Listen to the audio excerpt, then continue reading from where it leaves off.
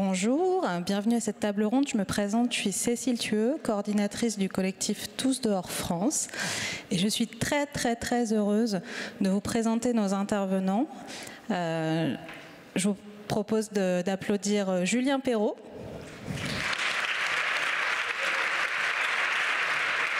Qui est créateur de La Salamandre, une maison d'édition franco-suisse sans but lucratif et qui est dédiée à une cause essentielle, faire aimer la nature. Ensuite, Gladys Barragan-Jason,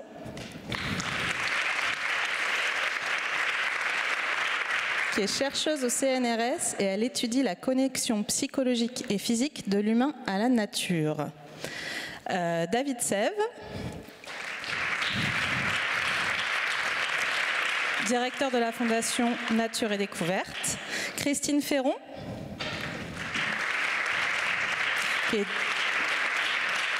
déléguée générale de la Fédération Promotion Santé, et Jonathan Lapeau, qui est enseignant et responsable d'une aire terrestre éducative. Bienvenue à tous. Julien, je crois que tu avais un petit temps à nous proposer. Bonjour, ça fait un moment qu'on est dans des beaux auditoires, mais on est un petit peu loin de la nature, alors j'avais envie de vous faire un petit cadeau.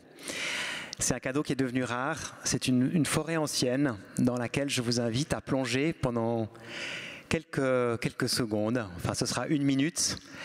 Et mon intention, c'est de vous proposer d'ouvrir les yeux, d'ouvrir les oreilles et d'observer aussi ce qui se passe en vous. C'est parti.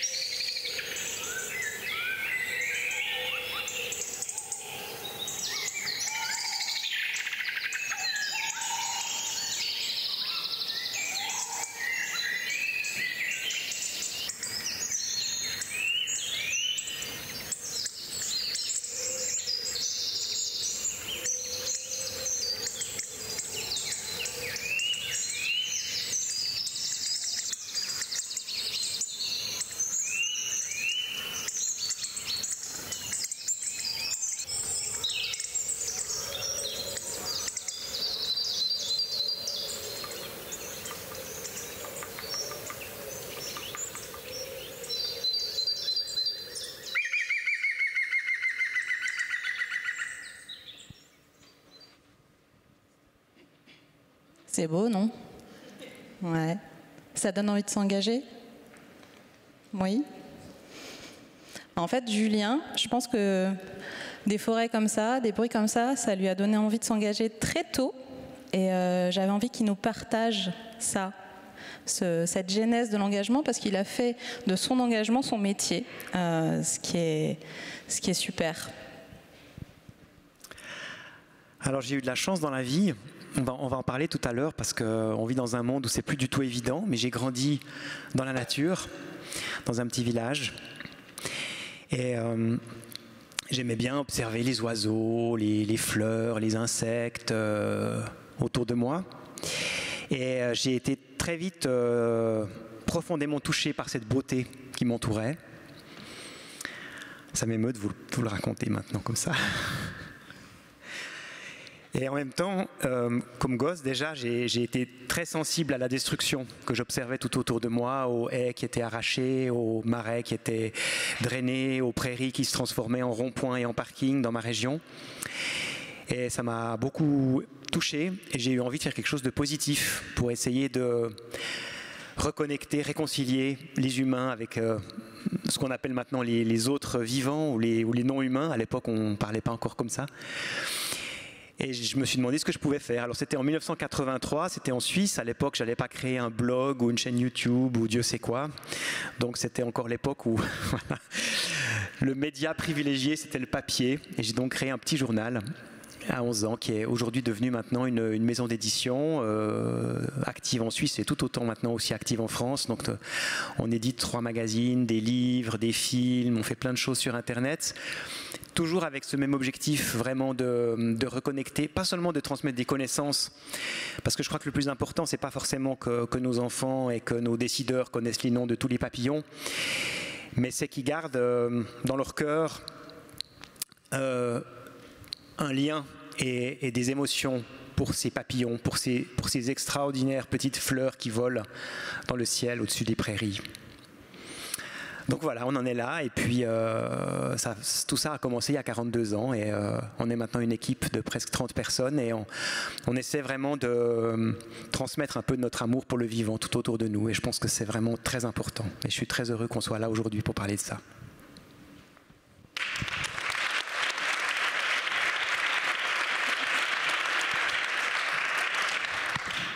Alors je crois, Gladys, que ce dont vient de parler Julien, ça fait écho à tes travaux. Donc je rappelle que tu es chercheuse au CNRS, donc c'est de la science. Merci de le préciser. Donc oui, donc mes recherches portent sur la connexion humain-nature comme un levier pour atteindre les objectifs de durabilité. Donc quand je parle de durabilité, je parle de l'amélioration du bien-être et de la santé humaine et de la santé des écosystèmes. Il faut savoir que, pour donner quelques éléments de contexte, il y a les deux grands groupes d'experts internationaux qui sont le GIEC pour le climat et l'IPBES qui est l'équivalent mais pour la biodiversité.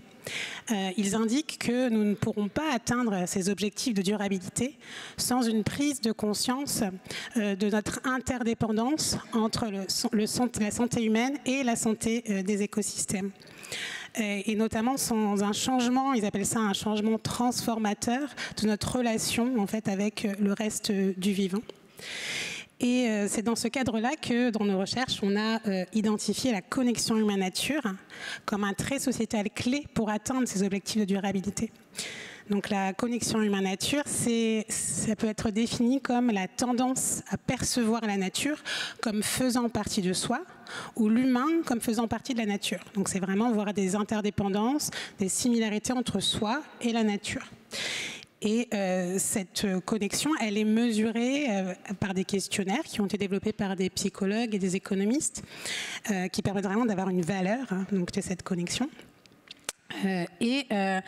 Donc une partie de mon travail a été de regarder tous les articles scientifiques qui avaient utilisé cette connexion, mesuré cette connexion humaine-nature et essayer de voir si vraiment c'était lié à une relation durable avec l'environnement, c'est-à-dire à la santé humaine et à la préservation de la nature, donc avec les comportements pro-environnementaux.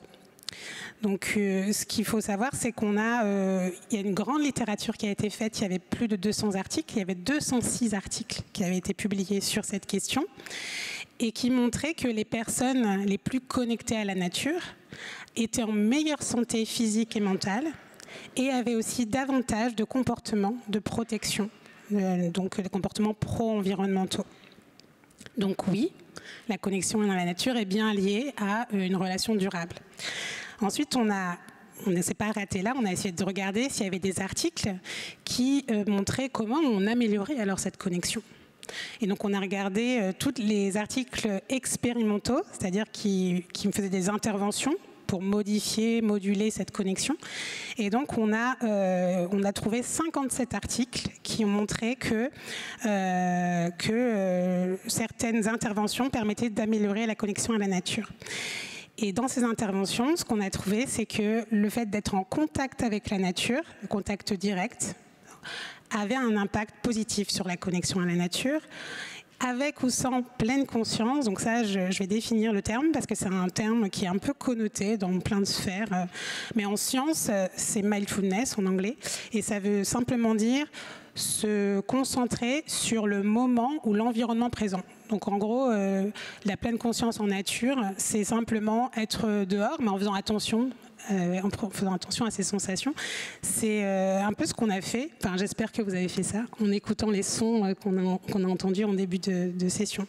Donc par exemple, s'asseoir dans l'herbe et écouter les chants des oiseaux, c'est faire de la pleine conscience en nature. C'est pas plus compliqué que ça. Et c'était ça qui permettait le mieux de reconnecter. Il y avait vraiment des effets forts sur la connexion à la nature.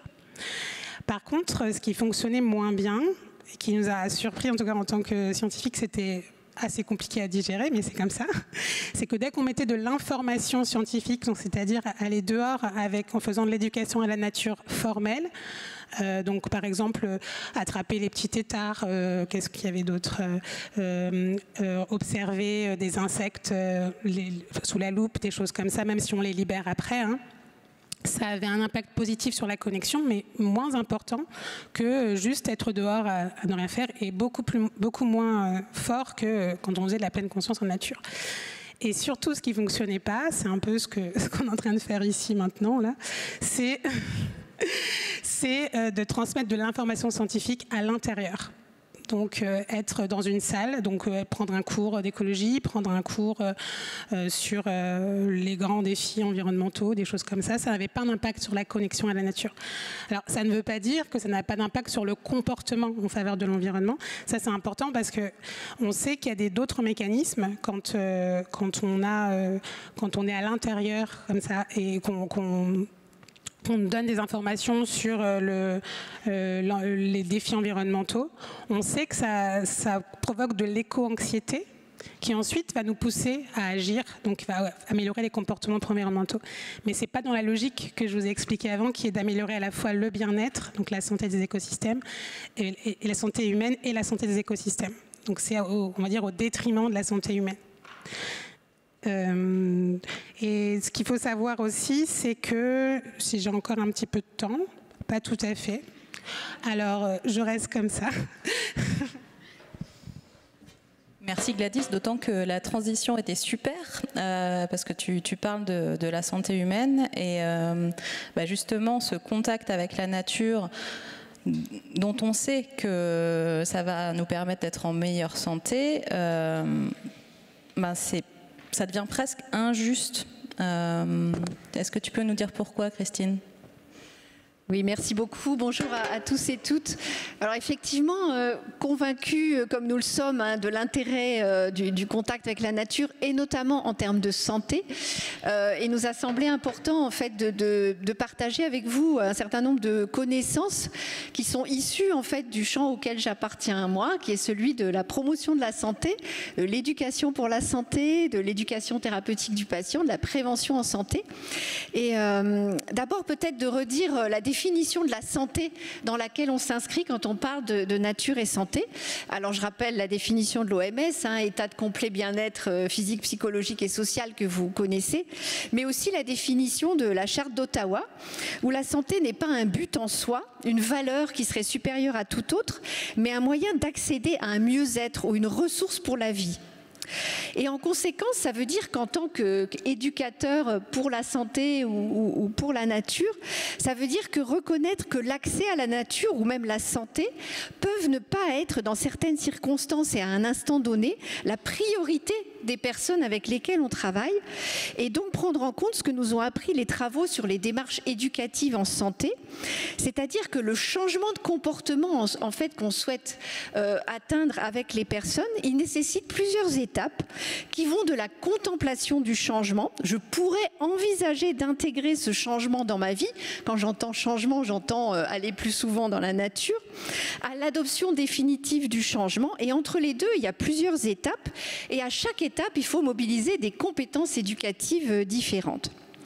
Donc l'action dans ce domaine de l'éducation, en fait, elle est forcément participative. Alors je sais que vous en êtes convaincus, mais quelquefois on peut passer outre cette dimension-là, dans le sens où elle doit partir en fait de là où la personne se trouve dans ses représentations de la nature, ses connaissances, ses croyances, ses comportements et son mode de vie. Elle ne doit pas partir de là où nous voulons l'amener. C'est dans les compétences des personnes, la réalité de leur vie et leur marge de liberté que nous devons nous situer.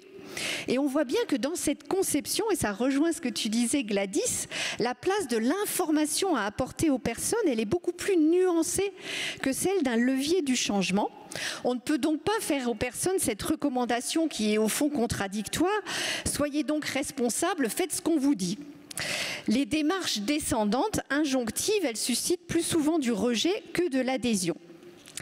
Et l'une des raisons pour lesquelles ces démarches injonctives ne fonctionnent pas, c'est l'existence de ce qu'on appelle dans notre champ les déterminants de la santé, de l'état de santé et des comportements de santé. Et ce sont tous les facteurs en fait qui vont influencer la santé et la capacité des personnes à agir.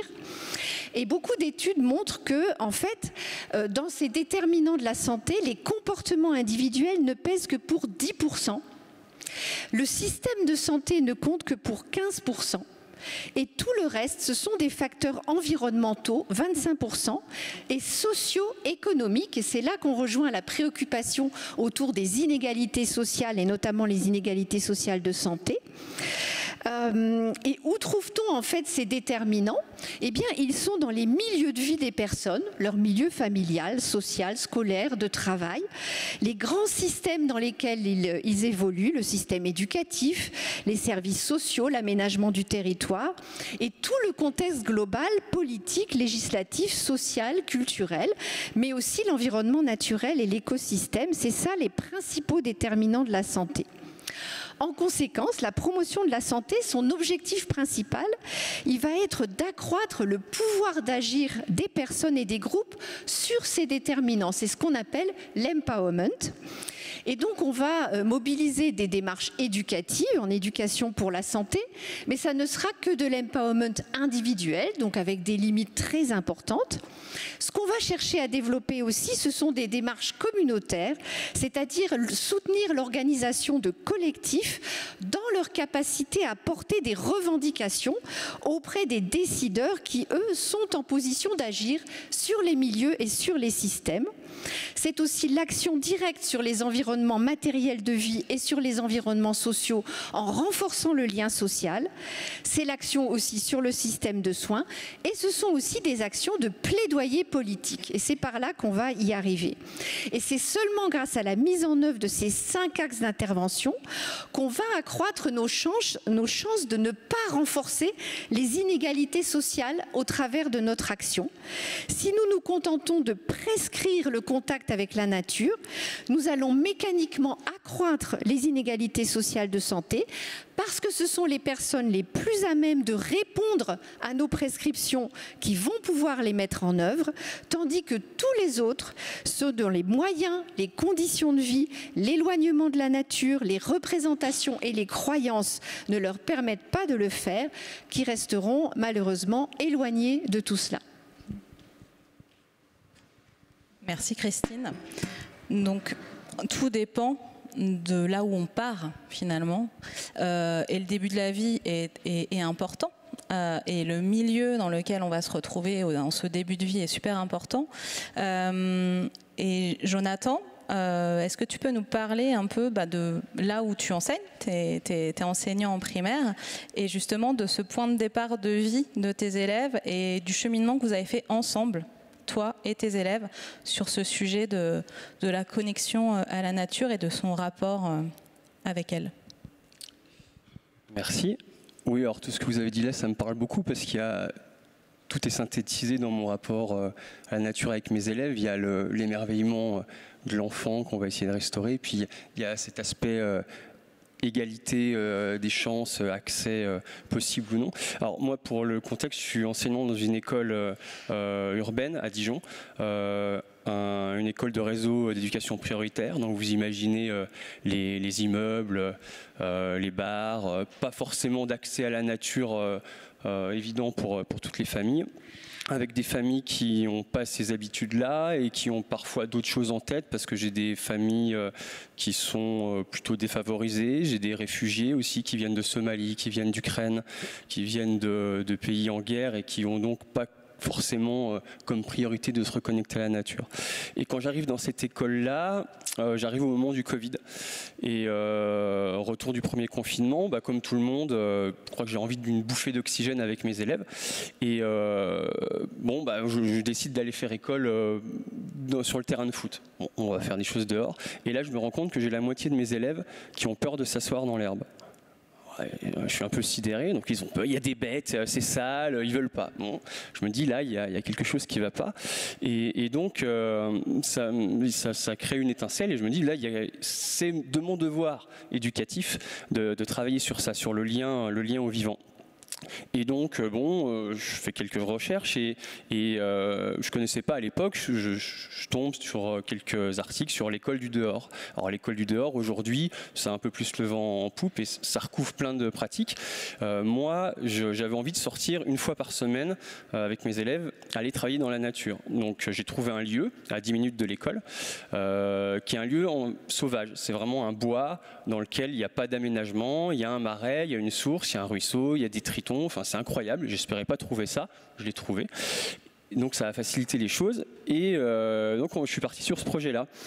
Et donc j'ai tenu, on est sorti une fois par semaine tous les mercredis matins, toute l'année, pour aller travailler l'étude du vivant, mais pas que. On a fait des maths, on a fait du français, de la poésie, de l'EPS, de l'histoire, plein de choses. Donc j'ai tout de suite vu les impacts positifs sur les aspects pédagogiques, parce que c'était aussi mon but, c'était de proposer une manière active et différente d'enseigner, et puis aussi sur l'aspect bien-être. Voilà, j'ai vu que les élèves étaient bien, ils le disaient, on sentait que ça créait une cohésion dans la classe, donc vraiment, je me suis dit, bon bah super, c'est gagné. Enfin, c'était un bon début en tout cas. Et puis les années passent, une année, 2 années, on entre dans le cadre des projets d'aire terrestre éducative avec l'OFB, on continue à dérouler le fil. Et puis au bout d'un moment quand même je me dis, bon il y a un des aspects, là je suis sûr que je suis dedans, c'est l'aspect pédagogique, ça va, mais l'aspect recréer un lien avec la nature, est-ce que j'y suis vraiment? Est-ce que c'est palpable? Est-ce que j'arrive à voir que j'arrive à recréer ce lien? Est-ce que si j'emmène faire des maths dans le bois, si on compte avec des marrons, est-ce que si on fait du land art, est-ce que je suis vraiment en train de recréer un lien palpable pour mes élèves entre eux et le vivant? C'était pas évident pour moi.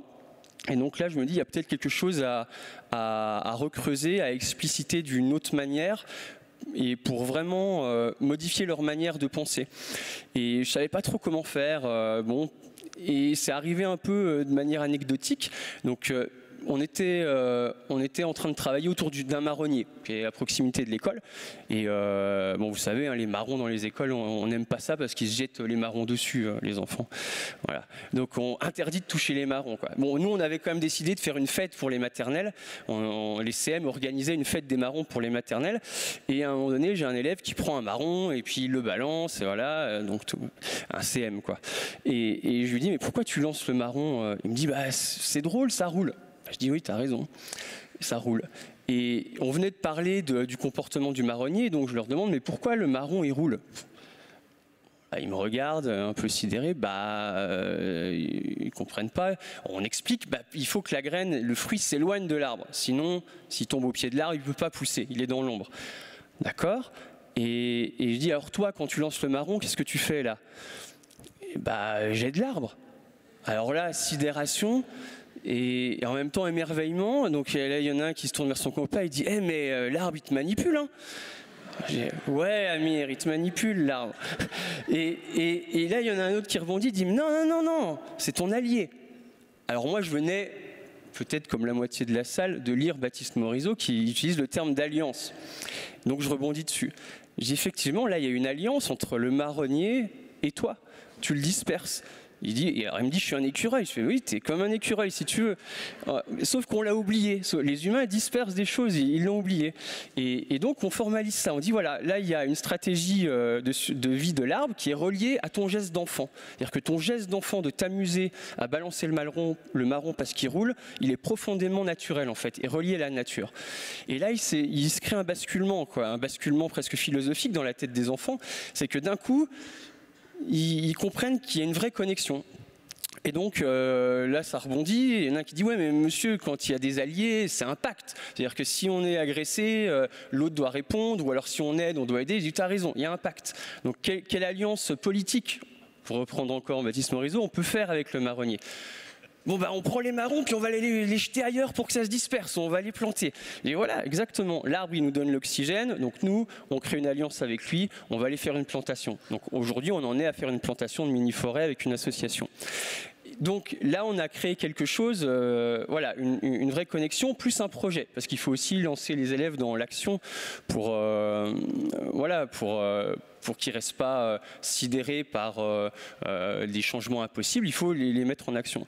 Et d'un coup, je me suis mis à voir un peu tous les domaines disciplinaires de cette manière-là et à essayer de désanthropocentrer certaines entrées, même certaines petites phrases. Par exemple, quand on va dans le bois, on a toujours un moment d'accueil où on se pose, on est en cercle au pied d'un être, et au départ, je leur demandais « Qu'est-ce que vous entendez ?» Et puis après, je me suis dit « Mais cette question, elle est hyper anthropocentrée, en fait. » Et maintenant, la question est devenue « Qui est là ?» Et très naturellement, à qui est là, et le qui, il est important, les élèves répondent bah, y a des insectes, il y a la rivière, il y a les vers de terre. Donc ils se sont mis à personnifier, à donner un rôle d'acteur, un rôle de présence à des entités qui n'étaient même pas présentes dans leur esprit de manière évidente au départ. Et puis après, il y a aussi tout ce qui se fait en classe, qui peut être des anthropocentrés, on pourra en reparler plus tard, mais il y a des domaines comme la géographie qui sont où les entrées m'ont tout de suite paru problématiques. C'est-à-dire que la géographie, c'est étudier l'aménagement du territoire par l'homme dans les textes que nous, on nous demande d'appliquer. Mais nulle part on va parler des interconnexions, nulle part on va parler du rôle des pollinisateurs, des arbres, etc. Par exemple, une des premières séances d'entrée que je fais en géographie, c'est que je leur projette une image de campagne et je leur demande qui rend ce paysage vivable. Et là, ils répondent les hommes qui ont construit les routes, les maisons, et puis là, il y a le magasin. D'accord ? Mais est-ce que c'est vivable si on met que ça ? Et alors là, non, d'un coup, on va évoquer ce qui n'était pas dit. C'est-à-dire les arbres, les végétaux, les pollinisateurs, les vers de terre.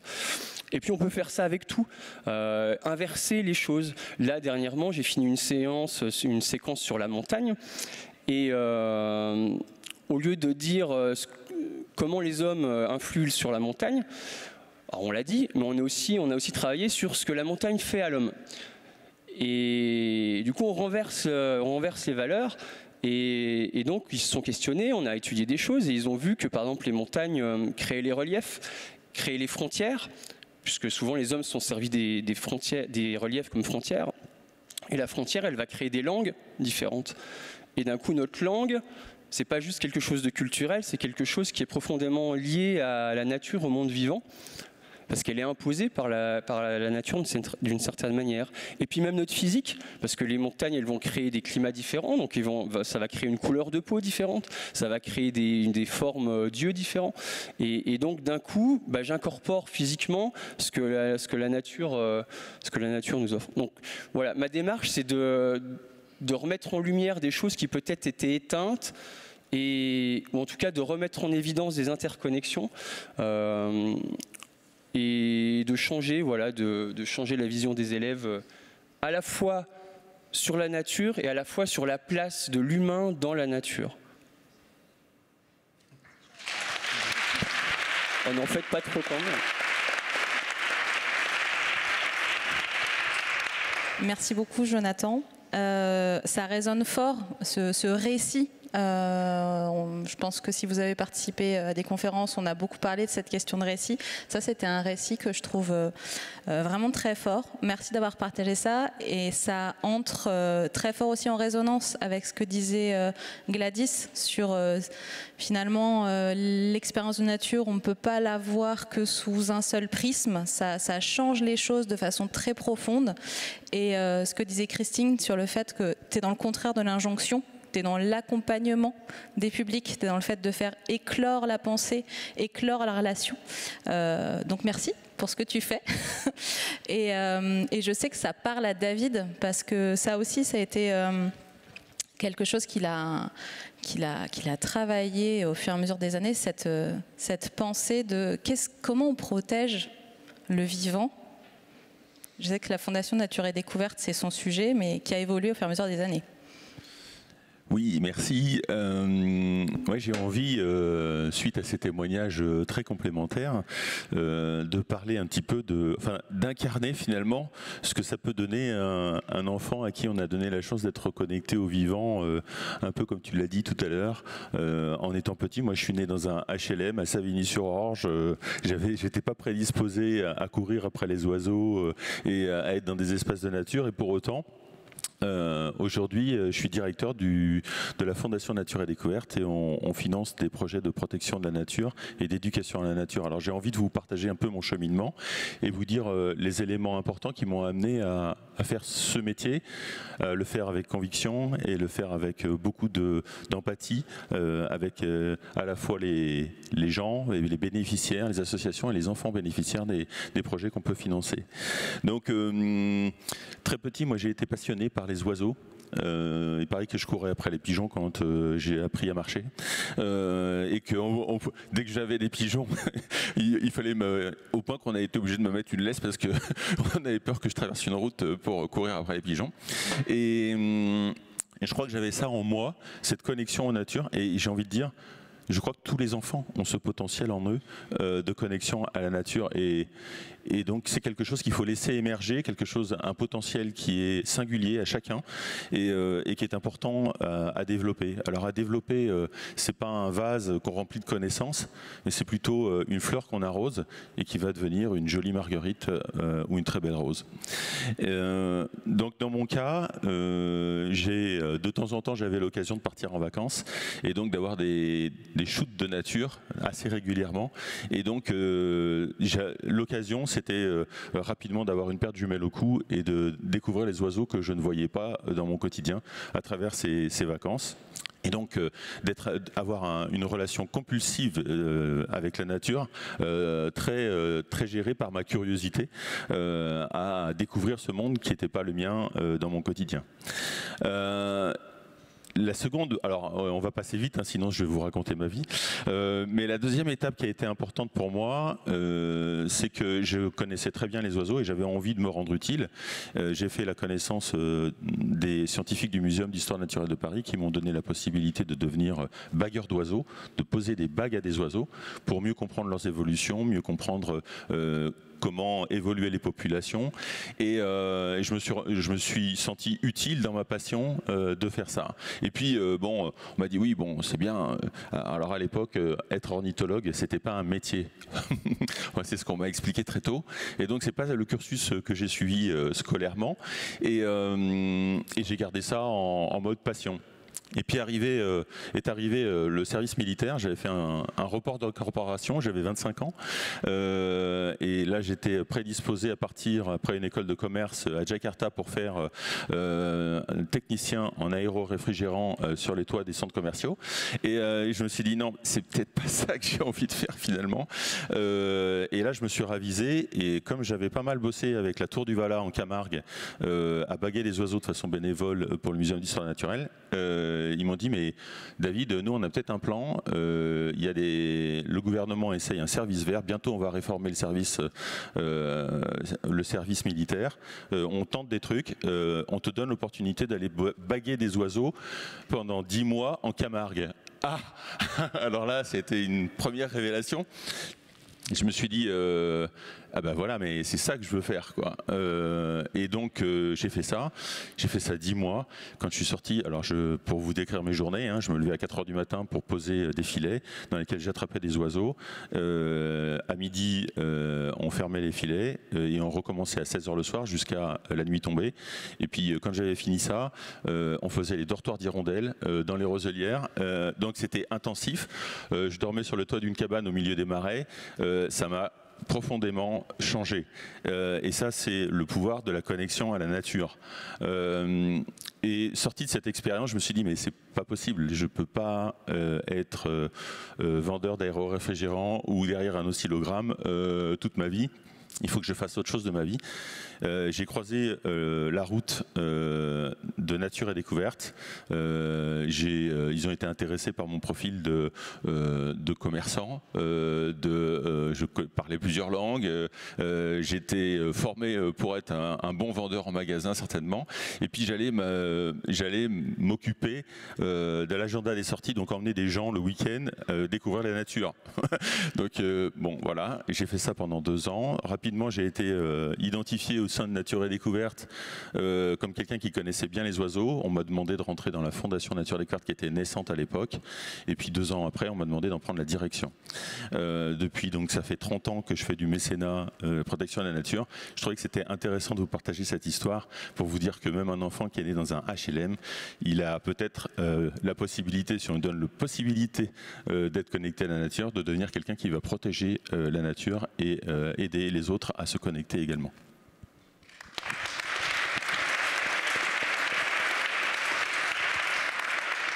J'ai envie de demander à Julien, ça te fait pas penser à la pierre blanche, ce que vient de raconter David ? Oui, alors merci, je voulais compléter, j'ai fait un peu court au début. En fait, je voulais vous expliquer quelque chose, c'est que dans le titre de cette table ronde, Tous dehors, l'urgence de nous reconnecter à la nature, il y a quand même ce mot d'urgence. Il y a une urgence parce qu'il y a tout autour de nous un effondrement du vivant qui s'accélère, qui est très impressionnant. C'est pas nécessaire d'aller en Amazonie pour s'en rendre compte. On peut vraiment le ressentir tout autour de chez soi, au fil des saisons d'ailleurs qui sont aussi en train un peu de vaciller, ce qui évidemment accélère l'effondrement du vivant. Et donc là, il y a une urgence parce que, comme ça a été dit à plusieurs reprises par des intervenants hier et aujourd'hui, c'est difficile de motiver des gens à protéger le vivant, à modifier leur mode de vie, etc., s'ils n'ont pas ce lien, s'ils n'ont pas cette motivation, s'ils n'ont aucune idée de ce que c'est qu'une libellule, un guêpier, un chevreuil, un vieux chêne de 300 ans, etc., etc. Donc il y a une urgence à ce que la société s'empare vraiment à la hauteur de l'enjeu de cette thématique. Et effectivement, si on est soi-même déconnecté du vivant, c'est difficile. Alors, effectivement, ça peut être même encore plus difficile suivant où on habite, suivant notre situation sociale, etc., etc. Donc, il y a cette urgence-là. Vu la gravité des enjeux environnementaux, il faut d'urgence qu'on se reconnecte au vivant, ce qui peut amener d'ailleurs des paradoxes, parce que si on va tous dehors observer les animaux, ou simplement faire de la pleine conscience, on augmente exponentiellement le dérangement aussi sur les espèces sauvages. Donc ça, c'est un des problèmes. Mais n'empêche que si on veut y arriver, je pense qu'on n'a pas trop le choix et qu'on peut aussi justement amener la conscience de ne pas y aller n'importe comment. Ça, c'est une chose.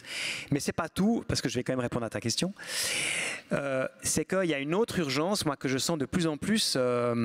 Pour vous donner un exemple concret, j'ai une chaîne YouTube qui s'appelle La Minute Nature, où j'emmène les gens virtuellement sur le terrain toutes les 2 semaines. Et ce qui m'a beaucoup frappé depuis plusieurs années, dans les très nombreux commentaires que je reçois des gens qui regardent ces vidéos, c'est oh mon Dieu, ce que ça me fait du bien, enfin il y a un truc un peu joyeux, quoi. Et j'ai réfléchi déjà moi-même pourquoi j'étais joyeux quand je faisais ces vidéos. C'est parce que je suis dans la nature. Donc je me sens bien, voilà, je fais du bien à ma santé. Et en fait, par procuration, à travers ces vidéos, j'ai l'impression que ça fait aussi du bien aux gens.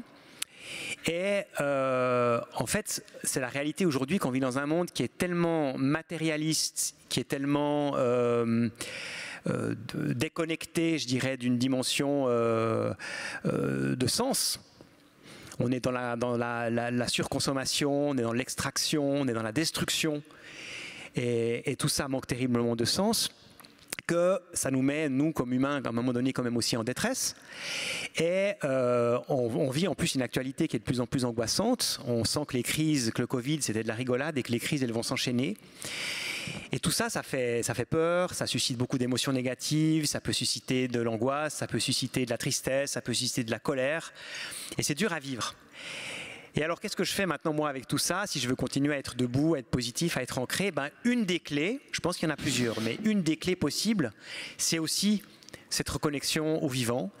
Et c'est aussi le fait de simplement se poser dans la forêt, appuyer son dos contre l'écorce d'un arbre, fermer les yeux, écouter les oiseaux, goûter peut-être une petite feuille d'ail des ours qui pousse juste à côté du tronc d'un grand chêne.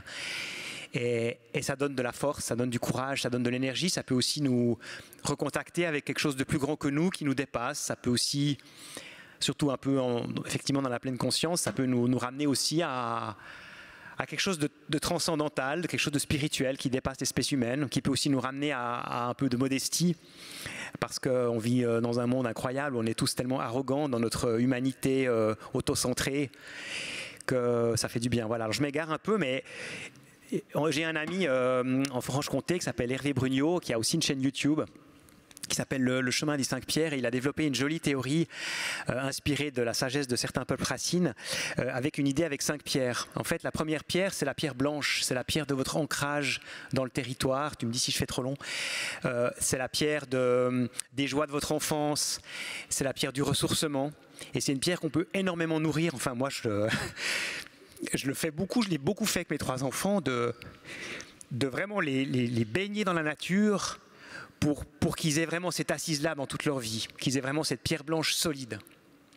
Et puis après, vous avez la deuxième pierre, qui est la pierre noire, qui est la pierre de la conscience, de la détresse dans laquelle est notre monde aujourd'hui, et du fait que voilà, beaucoup d'échéances sont peut-être même déjà dépassées, et que ça fait peur, et que ça rend triste, et que vous arrivez dans l'éco-anxiété. Alors si vous restez coincé à cette deuxième pierre, c'est pas très très marrant, mais quand même, si vous avez une grande pierre blanche dessous, ça tient un petit peu mieux.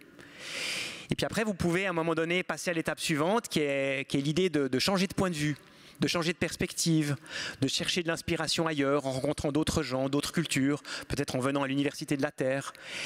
Et tout à coup, de réaliser qu'il y a d'autres énergies, qu'il y a des projets incroyables, qu'il y a d'autres manières de voir le monde, que peut-être qu'il ne faut pas trop s'inquiéter pour la planète, finalement, parce qu'elle nous survivra sans souci, qu'elle en a vu d'autres.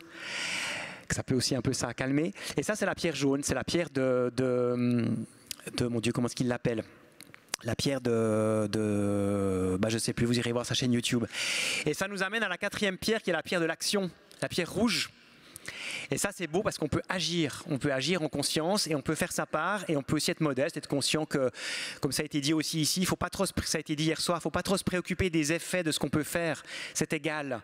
Ce qui compte, c'est d'agir, c'est de faire votre part de colibri, et en fait, en agissant, ça va vous donner justement aussi, comme le contact avec la nature, vous arrêtez de vous morfondre dans vos angoisses, ça vous donne de l'énergie, ça vous donne du courage, surtout si vous vous mettez en lien avec d'autres. Et puis Hervé rajoute au-dessus de ces 4 pierres, la 5e pierre, qui est justement la pierre du sens, ou de la conscience, ou de la spiritualité, qui fait qu'à un moment donné, si le burn-out environnemental vous guette, parce qu'il n'y a pas que l'éco-anxiété, il y a aussi le fait d'agir pour sauver le monde et de s'épuiser soi-même, et ben vous avez cette pierre-là qui vous calme et qui vous montre que finalement tout ça très certainement a quand même du sens.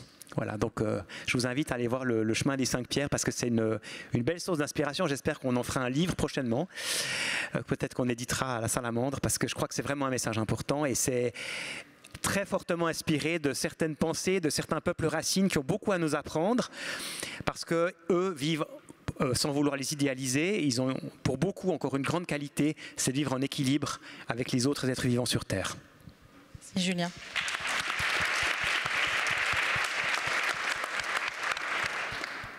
Est-ce que l'un d'entre vous a envie de nous parler des pierres qu'il... Moi, je veux bien rebondir sur la pierre de l'action, parce que je crois que pour les enfants, c'est super important, parce que quand on leur dit que le monde s'effondre et que c'est eux qui vont devoir changer le monde, là, c'est eux qui s'effondrent, quoi. Parce qu'on leur donne pas forcément les clés toutes faites, et même la société, et j'inclus l'école dedans, parfois véhicule des valeurs qui vont à l'inverse. Voilà. Donc, à l'école, c'est important de les mettre en action pour justement leur montrer qu'ils ont une prise. On est dans un monde qui est tellement compliqué que même nous, en tant qu'adultes, on a l'impression qu'on a prise sur rien, qu'on sait pu faire de nous-mêmes, ou qu'on ne peut pas changer les choses, et c'est important de montrer aux élèves qu'ils le peuvent. Et par exemple, ça me fait songer à ce que j'ai fait avec mes élèves sur l'eau. Cette année, on a travaillé sur l'eau, et je voulais pas faire des séances classiques où on va apprendre le nom des fleuves, les situer sur la carte, et puis apprendre le vocabulaire, l'amont, l'aval, tout ça. Alors on l'a fait, c'était très bien, mais c'était pas que ça. Et donc je me suis inspiré, je vais encore citer Baptiste Morisot, du dernier livre de Baptiste Morisot, qui était Rendre l'eau à la terre. Et donc j'ai essayé de construire une séquence à partir de ça, à partir de ces idées, et de mettre au bout du compte les élèves en action sur ça. Donc je suis parti des représentations des élèves. Je leur ai demandé, pour vous, qu'est-ce que c'est un cours d'eau? Et donc ils ont fait des dessins. Je leur ai dit, vous pouvez dessiner, vous pouvez écrire. Et là, j'ai eu des dessins et des mots qui étaient très stéréotypés. Et j'avais même un dessin, c'était vraiment le trait bleu, avec écrit, un cours d'eau, c'est une allée où coule de l'eau. Voilà. Mais il n'y avait aucune idée d'un monde interconnecté, avec des animaux, avec une ripisylve, avec nous connectés à l'eau. Et donc à partir de là, j'ai dit très bien, maintenant on va aller dehors. Donc on est parti dans le bois, et alors c'est pas une rivière, mais c'est un ruisseau qui devient un marais. Et on a observé le ruisseau, on a vu qu'effectivement la première partie du ruisseau était très rectiligne. Ça avait été creusé par la municipalité pour que ça ne déborde pas et pour que ça n'empiète pas sur les maisons qui étaient pourtant un peu plus loin. Et donc là, ils ont vu qu'effectivement, ça correspondait à leur imaginaire, quoi. C'est un trait d'eau. Et puis plus loin, le ru devient plus sauvage, et il y a des sinuosités, et puis ça devient un marais. Et là, ils voient que d'un coup, il y a des interconnexions parce qu'il y a des arbres qui ont les racines dans l'eau, il y a des tritons, il y a des canards, ça reprend vie, quoi. Et donc là, ils commencent à changer leur idée. Ils voient, ça peut être autre chose que juste une allée d'eau. Il peut y avoir un monde global autour de l'eau. Et un jour, il pleut, pendant plusieurs semaines, il pleut beaucoup, et le ru déborde. Et là, la municipalité vient, met des barrières partout et recreuse le ru, pour que ça déborde pas. Alors là, les élèves disent, mais ils n'ont pas le droit. Pourquoi ? Le ru, il a le droit de déborder. Alors là, ils utilisent le mot droit. Alors là, c'était formidable, parce que d'un coup, je dis, mais une rivière, ça a des droits. Donc je reviens aussi sur l'histoire des peuples premiers. Et on commence à s'interroger. Oui, alors la source, elle a le droit de jaillir. Alors, on l'écrit. Et le ru, il a le droit de s'écouler, il a le droit de déborder, parce qu'en plus, c'est bien, les arbres en ont besoin. Donc on a écrit les droits de la rivière. Et le marais, pareil, le marais... Et les arbres, ils ont des droits aussi. Alors on a écrit les droits. Et finalement, on a fait toute une liste de droits de la nature, des droits du bois, et chaque groupe d'élèves devenait garant du respect des droits. Et chaque début de séance, ils avaient un quart d'heure de libre évolution dans la zone pour vérifier que les droits n'étaient pas amoindris. Bon, ça c'était une étape. Et puis après, je refais le lien avec Baptiste Morisot, on s'est dit, mais finalement, qu'est-ce qu'on pourrait faire pour redonner de la vie, redéployer la vie dans cette zone où tout est rectifié. Et donc on a vu que certaines municipalités réaménageaient des rivières qui étaient vraiment rectifiées par des engins de terrassement, mais on a vu aussi que certains hurluberlus, comme Baptiste Morisot, imitaient les castors. Prenez exemple sur le peuple castor et faisait des barrages castor et faisait des alliances avec le castor. Et donc on s'est dit, c'est ce qu'on veut faire. Voilà. Donc on va se mettre en action, nous, en faisant alliance avec les castors, en les imitant et en redéployant la force vitale de la rivière, du ru pour nous, en faisant ce projet de barrage castor. Et donc là on a tout, on a l'action, on a l'interconnexion, on a le changement de paradigme et donc voilà, ce que tu dis, c'est très fort. Et je crois que quand on dit, quand on cherche des leviers d'action, les leviers d'action, il y a un lieu qui est l'école, qui est un lieu de transmission des récits, qui est un lieu de transmission de valeurs. Et ce levier, il n'est pas du tout activé. Il va même à l'encontre totale de ce qu'il faudrait activer pour l'instant. Et donc si on faisait le pari de l'école comme levier de transformation, peut-être déjà on mettrait un domino en route, quoi. Ça ferait pas tout, mais voilà, il y a sûrement des choses à faire sur les programmes, sur la manière d'enseigner, sur les valeurs qu'on veut permettre à l'école de transmettre.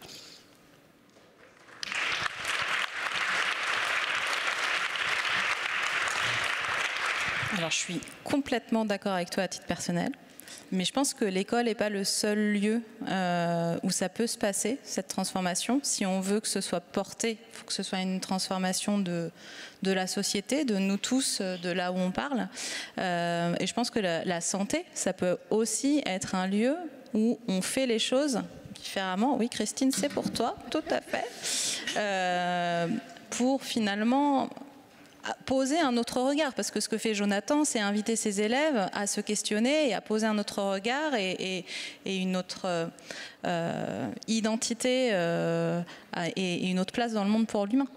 Est-ce que la santé peut avoir un rôle là-dedans ?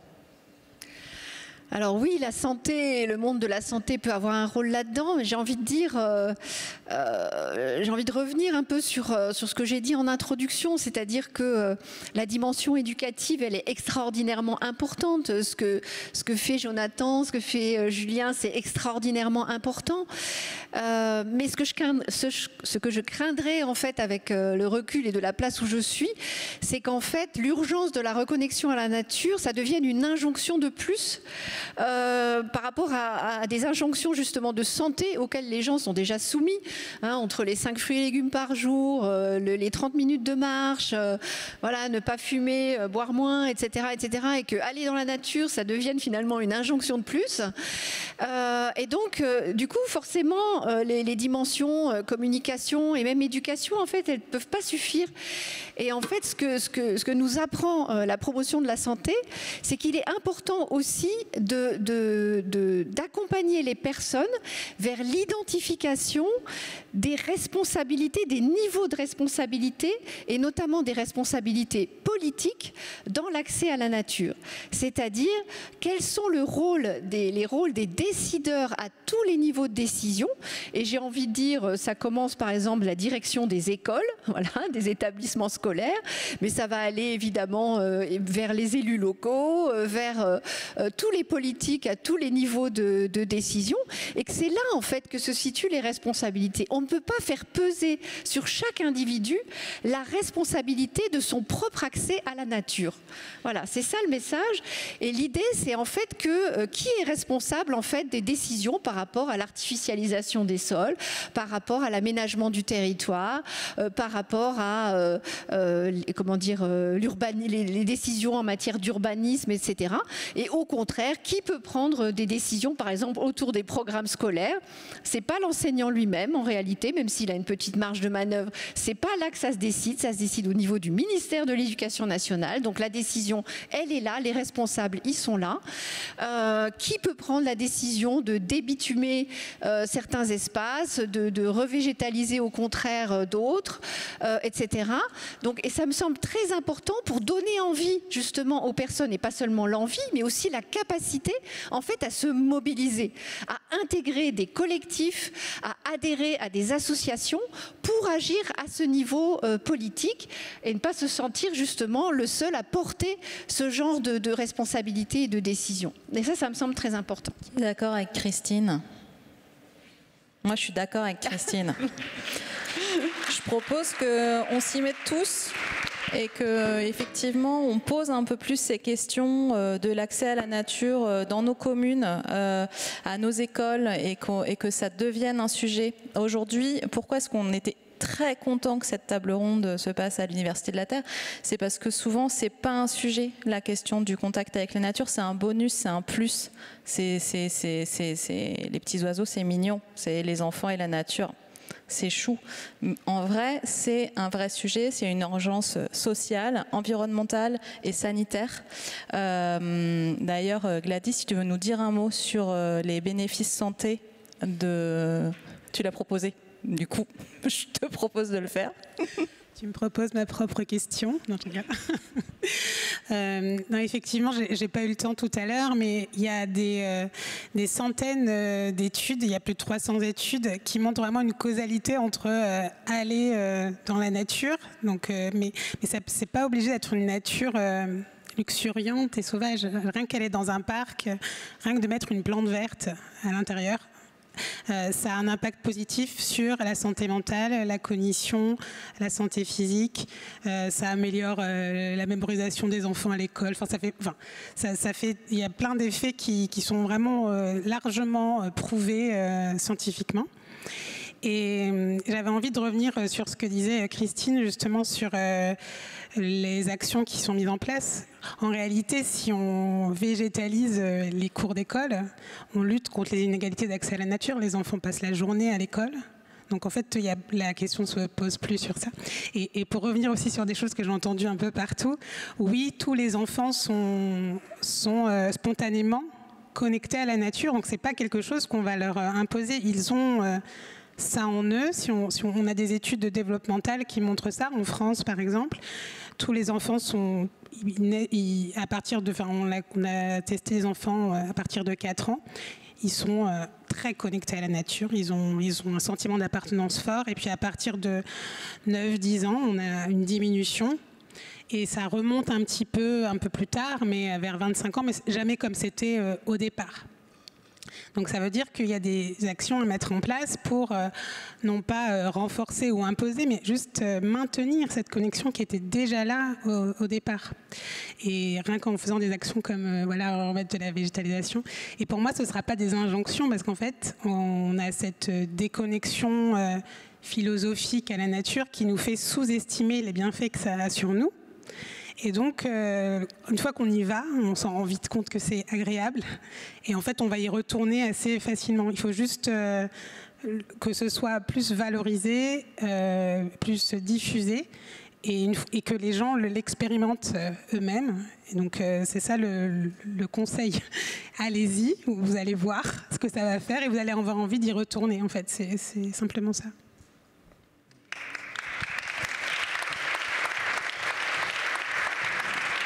Non, je voulais juste rebondir, je suis tellement d'accord avec ce que tu viens de dire d'abord. Et ce que tu as dit aussi avant m'a fait tilt. En fait, ça aussi, Baptiste Morisot le dit aussi, c'est terrible dans notre société ce qu'on infantilise la nature. C'est-à-dire que la nature, exactement, c'est ça. C'est les petits oiseaux, c'est les petits papillons, c'est sympa pour les gosses. Puis après, quand ils ont 5-6 ans, c'est cool. Puis après, on passe aux choses sérieuses.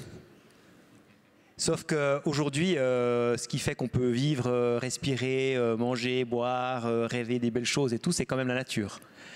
Et je trouve que c'est fou, quoi. C'est vraiment quelque chose de fou. Et on le voit même dans les représentations. Hein. Les enfants à 5, 6, 7 ans, c'est bien vu. On a un cartable. Je pense à ma fille qui est là. Un cartable avec un aigle, avec un cerf. Et puis à partir de 10, 11 ans, on est ridicule. Parce qu'il y a quelque chose qui est en route, qui fait que la nature, c'est pas quelque chose de sérieux en fait.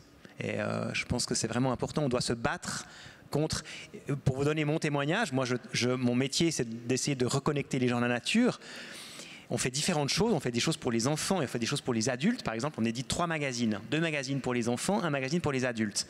Et j'ai régulièrement les gens qui me disent « Ah, c'est super, votre revue là, mais bon, mes enfants, maintenant, ils sont trop grands. » Mais j'ai envie de les étriper en leur disant « Mais c'est pour vous !» La revue Salamandre, c'est une revue pour les adultes. Et puis on fait 2 revues, non, pas les étriper, mais vous voyez ce que je veux dire, ça me rend gaga parce qu'il y a une espèce de...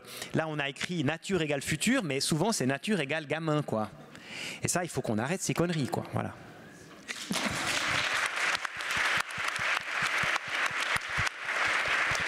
Oui, David. Moi, j'aimerais bien rebondir parce que j'en ai une un peu pareille. Ça se fait pas au même âge, mais en fait, donc je suis directeur de la Fondation Nature et Découverte et je finance des projets. Ça fait une vingtaine d'années que je fais ça, entouré de spécialistes qui m'expliquent les priorités d'action ou les espèces remarquables qu'il faut soutenir en priorité. Le fait qu'on puisse travailler sur la protection de milieux comme les mares parce qu'elles sont extrêmement riches ou sur les forêts parce qu'il y a un gros enjeu sur la forêt, même si elle progresse en France, il est très important d'intervenir de façon responsable dessus.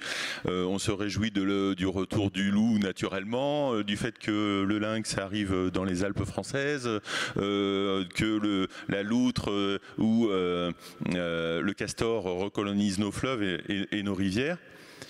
Mais en fait, face à l'érosion du vivant, je fais le constat que la lance à incendie pour éteindre l'incendie, elle est souvent trop courte. Et là, je me dis, waouh, à la vitesse où ça dégringole, moi tout seul, je vois pas ce que je peux faire, quoi. Et donc là, l'idée, c'est de se dire, mais au fait, si on travaillait le sujet à la source, plutôt que de le travailler au niveau des conséquences. Et là, de se dire, je fais une rencontre, alors avec une dame qui s'appelle Antonella Verdiani, qui m'avait invité au Printemps de l'éducation en 2015 et qui m'avait dit, David, viens voir, tu finances des projets de protection de la nature, mais je voudrais te montrer un truc. Et là, j'ai découvert des pédagogues qui expliquaient pourquoi, quelles étaient les intentions, un peu ce qu'on fait aujourd'hui, quelles étaient leurs intentions de mettre les enfants dans la nature. Et j'ai découvert qui des pédagogues, qui des instituteurs, qui des parents qui étaient en soif d'informations sur comment se reconnecter ou connecter leurs enfants au vivant, avec une injonction particulière qui était celle de dire « j'y connais rien à la nature parce que moi, il n'y a personne qui m'a emmené dans la nature quand j'étais petit, et donc je ne peux pas emmener mes enfants dans la nature parce que je vais passer pour un clown, quoi. Je ne vais pas savoir mettre un nom sur un insecte, je ne vais pas savoir mettre un nom sur un papillon. » Et donc, ils s'auto-censuraient d'emmener leurs enfants dans la nature. Or, l'importance, bien sûr que c'est important de mettre un nom sur un animal pour mieux l'intégrer et mieux le protéger. Mais le premier pas, le tout premier pas, c'est l'émerveillement. Et l'émerveillement, vous n'avez pas besoin de mettre un nom sur un animal pour pouvoir poser la question de l'émerveillement. Et ça m'a fait réfléchir. Depuis la moitié des projets qu'on finance avec la Fondation sont des projets d'éducation.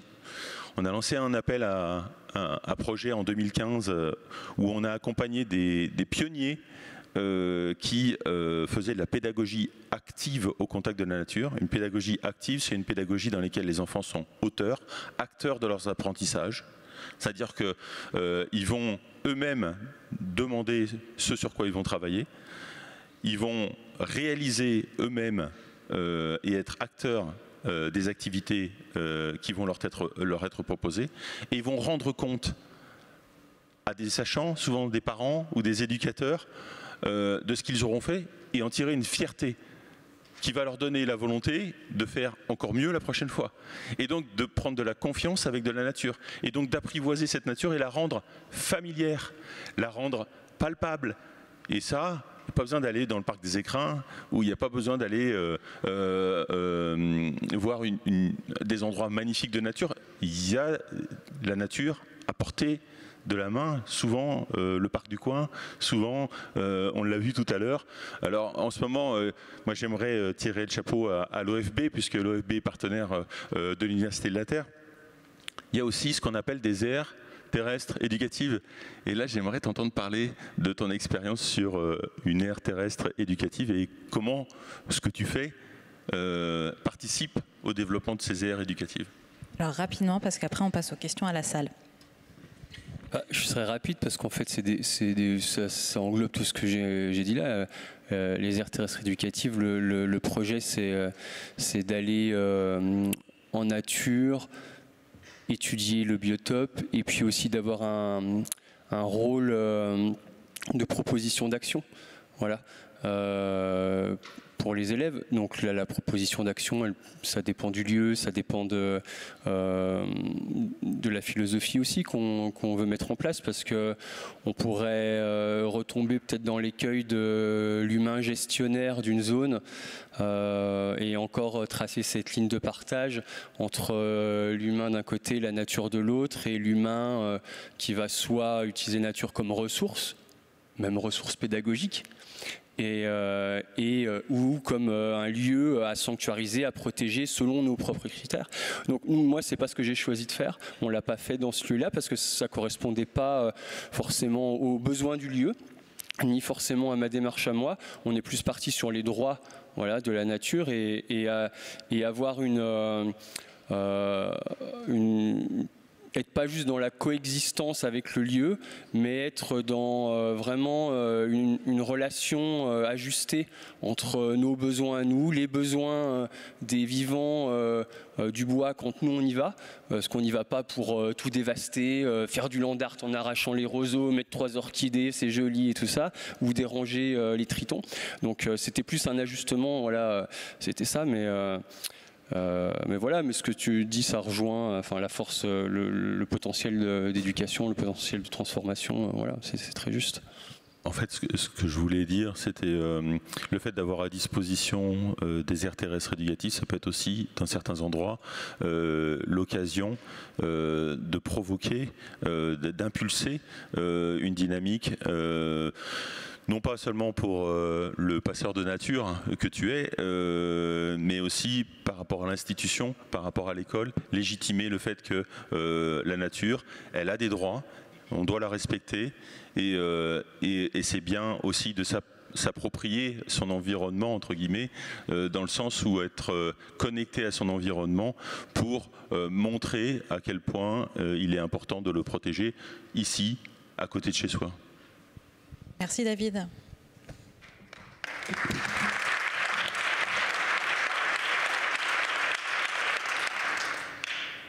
Alors, est-ce qu'il y a des questions dans la salle? Monsieur, vous pouvez, je pense, appuyer sur le petit bouton rouge.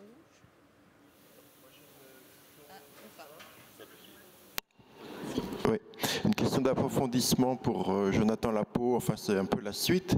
C'est-à-dire que quand on intervient sur un terrain éducatif comme le fait de remettre de l'eau ou de faire un barrage de castor avec les élèves, il y a quand même des acteurs de cette rivière qui risquent d'être dans une forme de résistance, quoi, que ce soit des pêcheurs, des agriculteurs, divers humains qui se demandent qu'est-ce qui a fait monter l'eau et pourquoi et comment.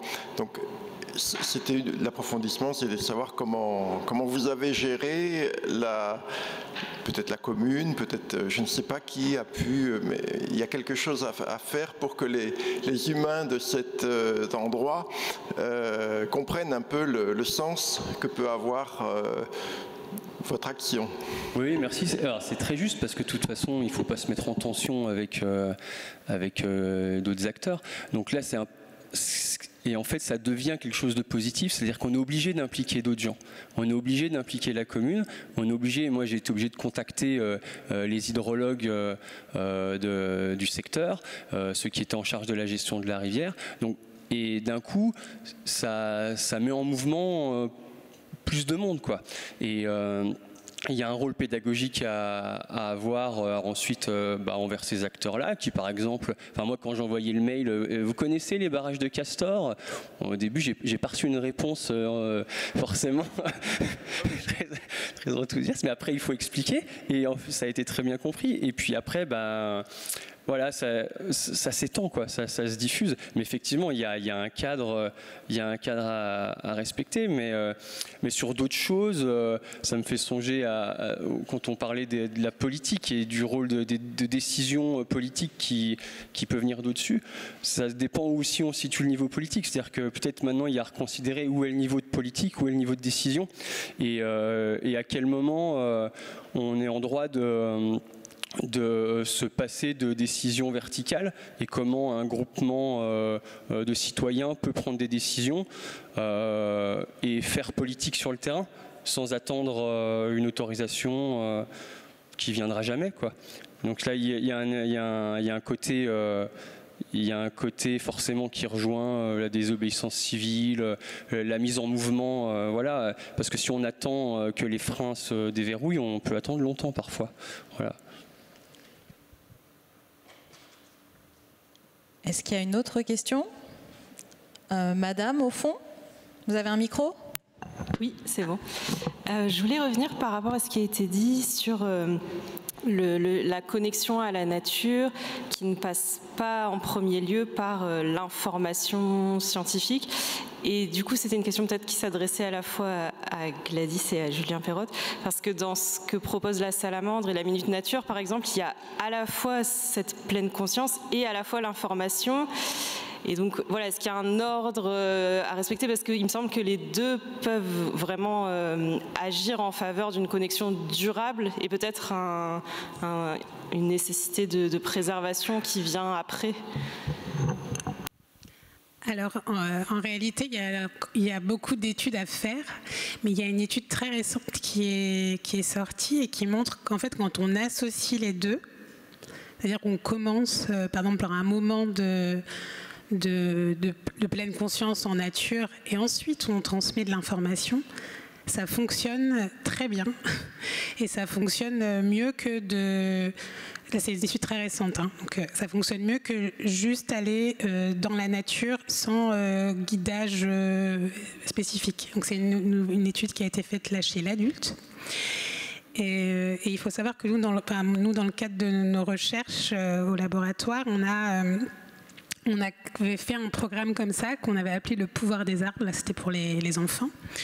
où on avait mis tout ce qui fonctionnait là dans la méta-analyse. On avait mis on avait un petit rituel, on appelait ça le rituel de concentration, pour pas utiliser pleine conscience parce que c'est connoté, où ils devaient juste écouter les sons et faire attention aux sensations pendant qu'ils écoutaient les sons. Ensuite, il y avait une petite histoire scientifique qui parlait d'interdépendance. Donc, il y avait différentes choses. On parlait du cycle du carbone, mais d'une manière où on donnait en fait les différents éléments, les arbres et tout ça, c'était des sujets. Il y avait Freddy le frêne, enfin bon, c'était tout fait comme ça. Et ensuite, il y avait un autre moment où ils devaient incarner l'histoire. Il y avait un petit jeu qu'on leur faisait faire. Par exemple, on leur avait fait jouer au Trap Carbone. Donc il y avait les carbones et un groupe d'enfants, c'était les carbones. L'autre groupe d'enfants, c'était les arbres. Et ils devaient attraper, donc les arbres devaient attraper les carbones. Et puis après, on disait, bon là, il y a un événement climatique. Hein. Là, tous les arbres, là, il y a un grand incendie, vous brûlez. Qu'est-ce que vous devenez? Ils disaient, là, on vient des carbones. Hop, tout le monde se va du côté des carbones. Il reste quelques arbres. Et là, on dit, allez, les enfants, les arbres, qu'est-ce que vous faites? On va rattraper les carbones. Et puis là, il y a un petit enfant voilà, de 4 ans. En plus, ça s'est mal goupillé. Il y avait 3 enfants de 4 ans qui devaient courir après je ne sais pas combien d'enfants de 12 ans. Donc c'était donc il est arrivé, fait Gladys, on va pas du tout s'en sortir là, il faut replanter, ça va pas le faire en fait, on va pas arriver à attraper tous les carbones, il y en a trop. Et en fait, c'est pour vous dire qu'un enfant de 4 ans peut comprendre les solutions. On n'a jamais parlé d'éco-gestes on n'a pas transmis l'information avec les solutions directement. On leur a fait sentir ces solutions et c'était chouette. Du coup, ce programme, c'est en cours de publication là, mais on a vu que ça a augmenté leur bien-être en nature et en famille, et ça a augmenté leurs éco-gestes, alors qu'on n'a jamais parlé d'éco-gestes. Voilà. Si tu veux compléter,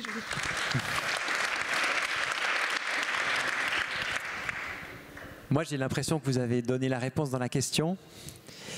Je suis convaincu que les deux sont importants. Personnellement, j'ai quand même fait une formation scientifique, je suis biologiste. Je me suis spécialisé un peu en botanique. J'aime bien mettre un nom quand je vois un oiseau ou un papillon ou une libellule. Mais je dois aussi constater la limite de cette démarche descriptive du monde. On a eu hier soir un climatologue qui a témoigné que finalement la science n'est pas entendue aujourd'hui dans notre société.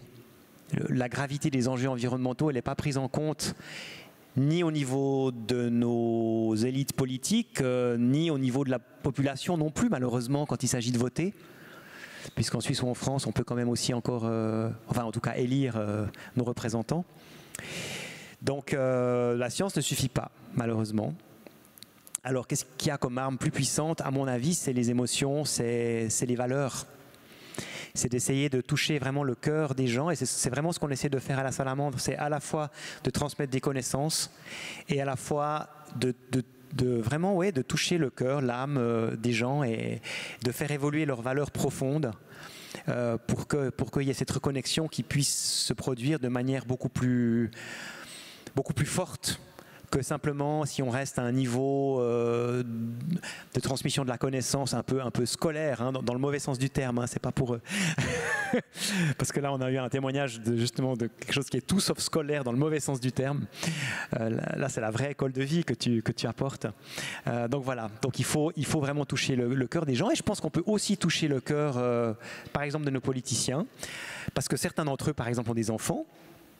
Et peut-être que ça peut être un moyen un petit peu de les réveiller, de leur rappeler leur responsabilité de parents aussi. Merci Julien. Il y avait une question, monsieur à la casquette. Ça marche? Oui. Ma question va peut-être un peu rejoindre ce que vient de dire Julien, mais je travaille pas mal sur Internet et je suis assez frappé de voir que les sujets environnementaux sont considérés comme une niche, comme des sujets de niche, alors que c'est le tout. Et du coup, je me posais la question, pour vous, comment est-ce qu'on fait en sorte que dans ce vaste monde de divertissement, les sujets de l'environnementaux puissent être considérés comme un sujet global et pas comme une niche? Waouh. Ok. Qui a envie de répondre à ça? Vas-y. Alors, une façon de répondre à ça, c'est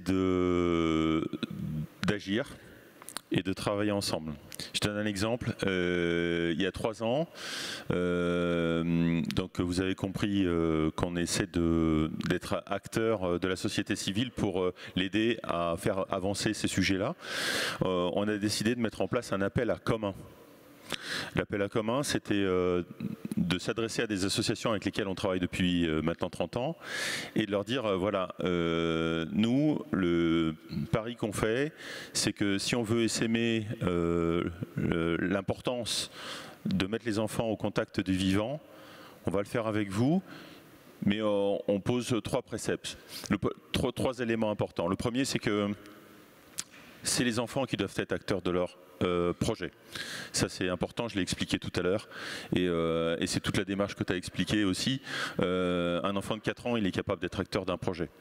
Le deuxième, c'est de faire en sorte à ce que cet enfant il ait des relations régulières avec la nature.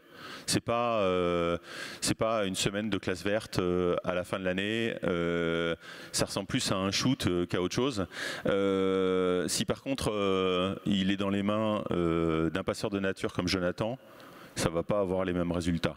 Là, on va avoir des enfants qui vont être en responsabilité dans la nature et qui vont se faire du bien et qui vont avoir envie, être demandeurs, être dans l'apprentissage concret, qui vont se faire du bien entre eux aussi et qui vont avoir envie de coopérer.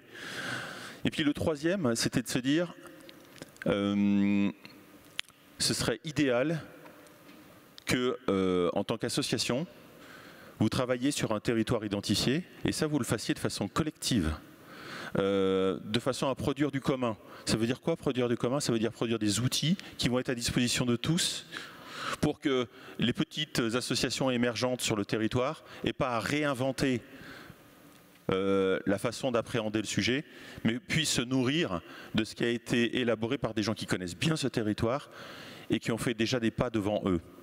Et nous, en contrepartie, on se dit quoi?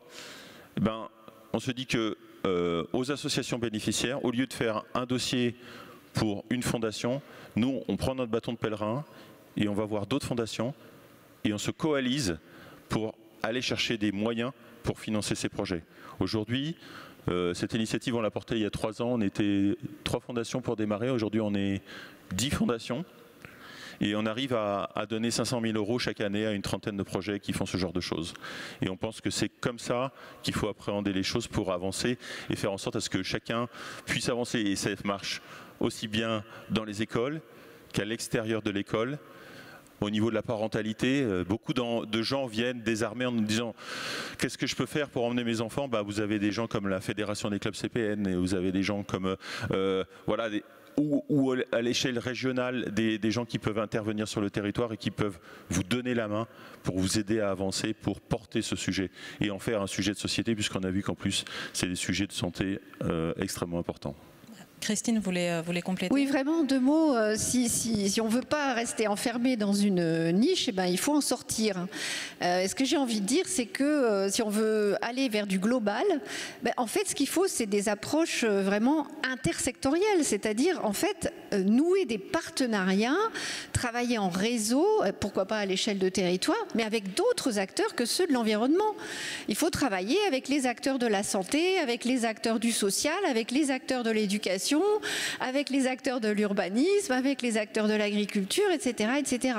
Je pense qu'il faut qu'on sorte, même dans cette vision un peu de coalition, pas rester justement dans des coalitions d'acteurs de l'environnement, mais créer des coalitions vraiment intersectorielles pour aller vers une vision comme ça beaucoup plus globale qui permet justement de rejoindre tout un ensemble de déterminants qui vont agir sur ces questions-là.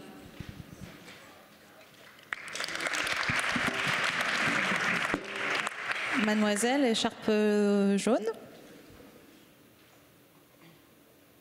Bonsoir, est-ce que vous m'entendez? Oui, c'est bon. Merci beaucoup pour toutes ces interventions. Moi, je vais partir d'une expérience un peu individuelle et personnelle, mais je suis une babysitter et j'ai eu l'extrême chance de grandir au milieu de la campagne avec des parents agriculteurs qui connaissaient le milieu, etc. Et donc je suis arrivée à Paris et je suis babysitter à Paris et j'emmène les enfants au parc. Et en fait, j'ai été frappée la dernière fois, une enfant, le ballon est jeté dans une plate-bande et moi, elle part chercher le ballon et je lui dis attention, attention aux plantes. Et elle me dit quoi, qu'est-ce qu'il y a? Oh Camille, t'es l'amie de la nature.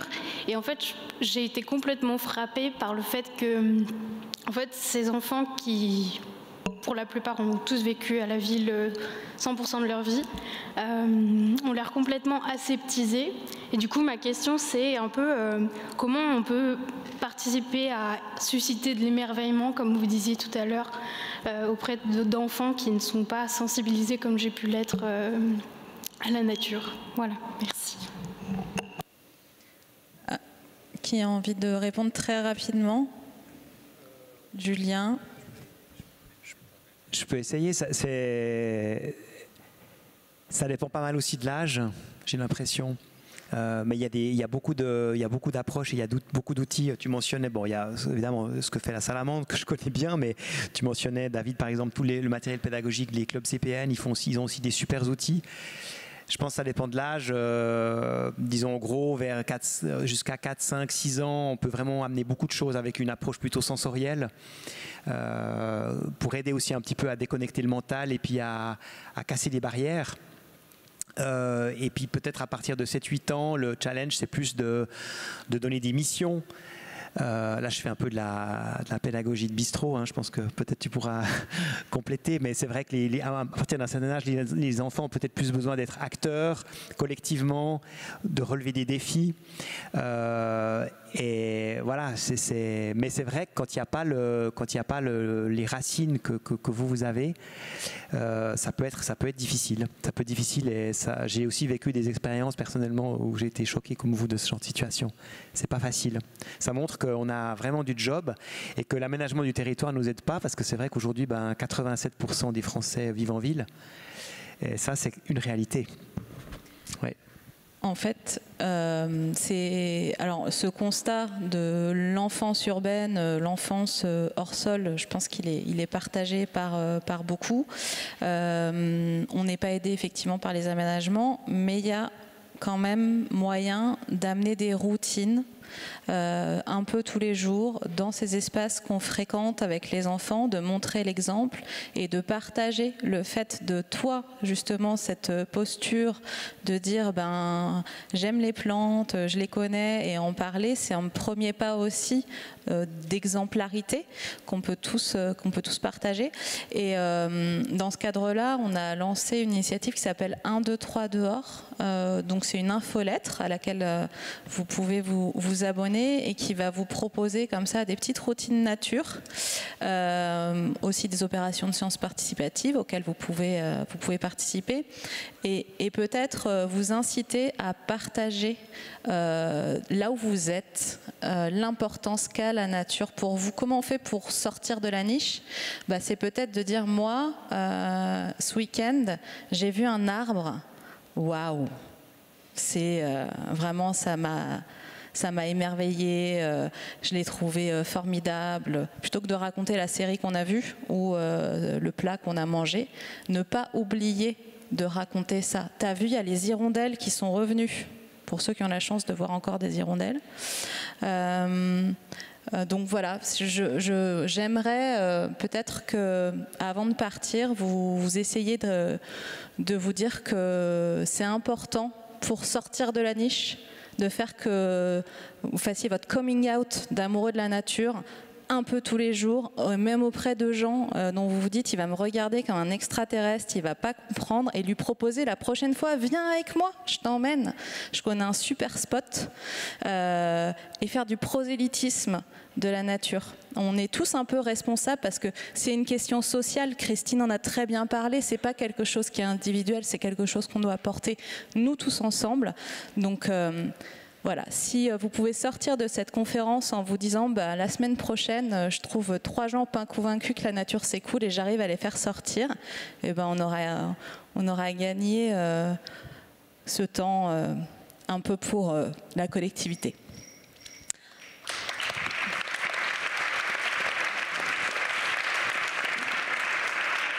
Monsieur. Oui, je voulais poser une question. Je me demandais comment est-ce qu'on embarque le monde de l'entreprise et aussi le monde politique dans la question de la reconnexion à la nature. Parce qu'on parle beaucoup d'enfance, effectivement. Mais voilà, c'est la question. Merci. Bon, moi je suis dans une fondation d'entreprise, Nature et Découverte, donc j'ai une double casquette puisque je suis directeur de la fondation, mais je suis également directeur de la RSE. Et donc embarquer des gens sur ces sujets-là, c'est leur faire vivre une expérience aussi. Chez Nature et Découverte, par exemple, on a proposé de faire la fresque du climat à tous les salariés. Donc on a organisé des ateliers en interne, on a formé des gens chez nous pour former nos équipes. Ça représente un millier de personnes. Et comme la fresque du climat, quand on en sort, ça peut être assez plombant parce que ça peut être un peu décourageant. On avait prévu un atelier derrière de mise en pratique et de comment, à son échelle, on gère son impact climat. Ça a été très très bien vécu. Et en interne, ça a posé beaucoup de questions. Il y a des gens qui étaient au départ très rétifs à cette idée en disant mais je vois pas ce que je vais apprendre ou je vois pas à quoi ça va me servir. Et finalement, ensuite, on a mis en place pour porter la politique RSE, un comité RSE. On a demandé donc d'être volontaire pour s'engager. Il y a eu un vrai avant et après, c'est-à-dire à partir du moment où les gens étaient en confiance et on leur avait donné la possibilité de prendre des responsabilités sur leur périmètre et de valoriser le fait que dans leur métier, ils pouvaient faire quelque chose pour la RSE de l'entreprise. C'était valorisant. À partir de là, les gens se mettent dans l'action et deviennent vos meilleurs alliés. C'est ce qui se passe en tout cas en entreprise. Alors sur les politiques, je pourrais parler à un autre niveau, c'est-à-dire à l'appel à commun par exemple. On est des financeurs privés. Il se passe des choses sur les territoires, il y a des collectivités territoriales qui sont très impliquées. Le prochain enjeu pour notre appel à commun, c'est de faire en sorte à identifier auprès des acteurs du territoire, donc des collectivités territoriales, les lauréats, j'aime pas trop ce mot, mais en tout cas les bénéficiaires de nos financements, souvent sur plusieurs années, pour leur dire mais ils font des choses formidables, c'est votre territoire. Si peut-être vous avez des gens à financer pour pérenniser ces actions et faire en sorte à ce que votre territoire agisse vite sur ce sujet-là, donnez-nous la main et finançons-les ensemble. Merci David. Alors Jonathan voulait compléter. Je vois parce que j'ai le timer sous les yeux, c'est la grosse pression en régie là. Donc il y a 1 minute 30. Je ferai même moins parce que je ne suis pas du tout spécialiste de la question, mais pour l'entreprise, je l'ai en tête parce que je m'en suis servi pour mes élèves. J'ai lu des articles où des entreprises mettaient en place un système dans le comité d'entreprise, la nature avait une voix.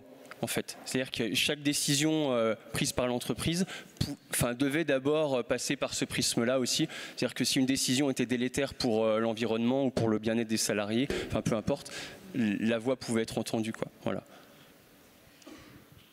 Eh ben, merci à tous. Merci de nous avoir écoutés.